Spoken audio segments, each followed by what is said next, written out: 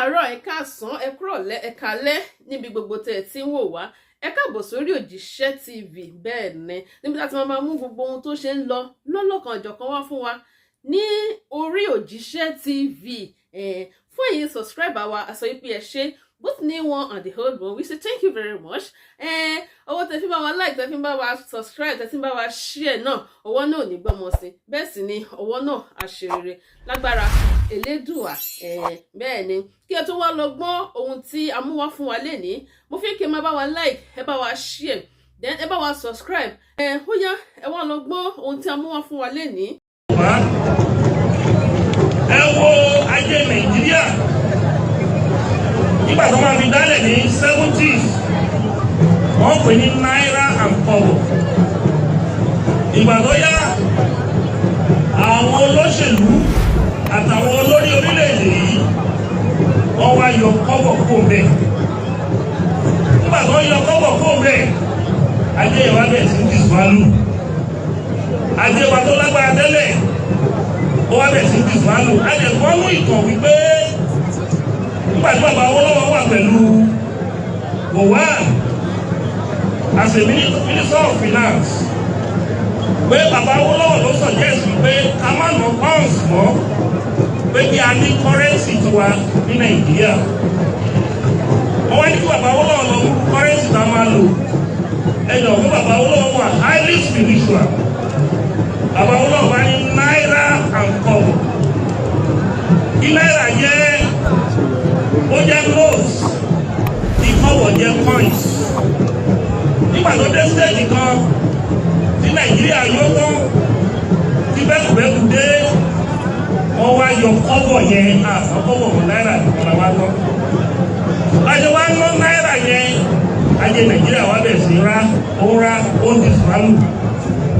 Dèní yìí àwọn ìlú tó yẹ pé àwọn alájẹ́ tó pa independent ó wà mú àdàkọ mi ní òyìnbó bíbá yìí bíi 1 rand bíi 25 naira 1 rand ó jẹ́ bíi 25 naira ní owó wá ṣe bàjẹ́ tó ibùn Ghana bíbá yìí nínú àwọn research tá a ṣe owó Ghana ó ti kú owó Nàìjíríà lọ kútọ̀ ló jẹ́ pé owó wọn kéré lọ́dọ̀ wa owó òkútọ́ ló ti di Nàìjíríà lọ.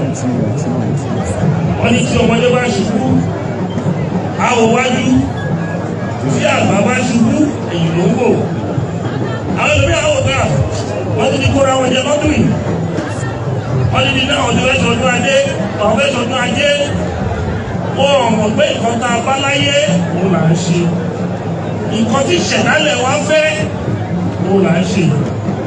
Tá a ṣe ń ṣe yìí à ń tù ní táwọn bá dẹ̀ ti tù ó máa bà ayé adẹ̀wòjú báwọn bàbá wa ṣe máa ń ṣe ayé àtijọ́ ọ̀tọ̀ ní ẹ̀sìn ọ̀tọ̀ ní àṣà ọ̀tọ̀ ní ìṣẹ̀dálẹ̀ àwọn olóyìnbó ní there is difference between culture, religion and tradition. Ìwọ tó bá ti mú religion tó bá ti fi bá àṣà àti ìṣẹ̀dálẹ̀ ẹ jẹ́ wàá jẹ̀nú ẹ̀ ní ṣù. Ìkan tó kọ́ máa rí ni pé epo ò ní kébí eku mọ́ ẹyẹ ò ní kébí ẹyẹ mọ́.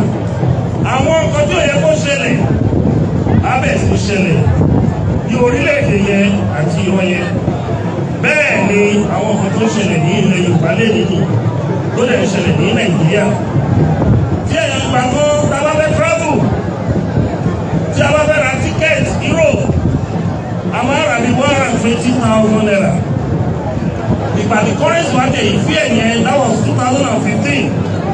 But nísìnyí tó bá fẹ́ ra ticket Europe o gbọ́dọ̀ ní 850 900 tó bá pẹ́ rà 1.5 tó máa ra economy.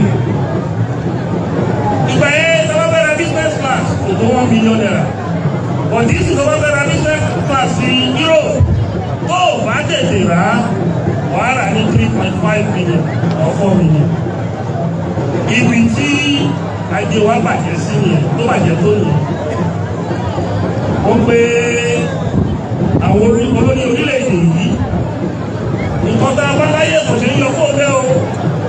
Ó tilẹ̀ ká jẹ́ àti Muslim òun ló ń pè tó wọ́n máa pe kọ́ńtì ní Yorùbá wọ́n á ní orí ilẹ̀ èdè orí ilẹ̀ èdè ilẹ̀ lọ́kọ́ máa pè wọ́n á ní orí ilẹ̀ èdè lẹ́yìn ìgbà tó bá sọ ilẹ̀ tó jẹ́ láàrin ìlú yẹn wọ́n wá ní èdè ọkọ̀ méjì yẹn wọ́n wà very important.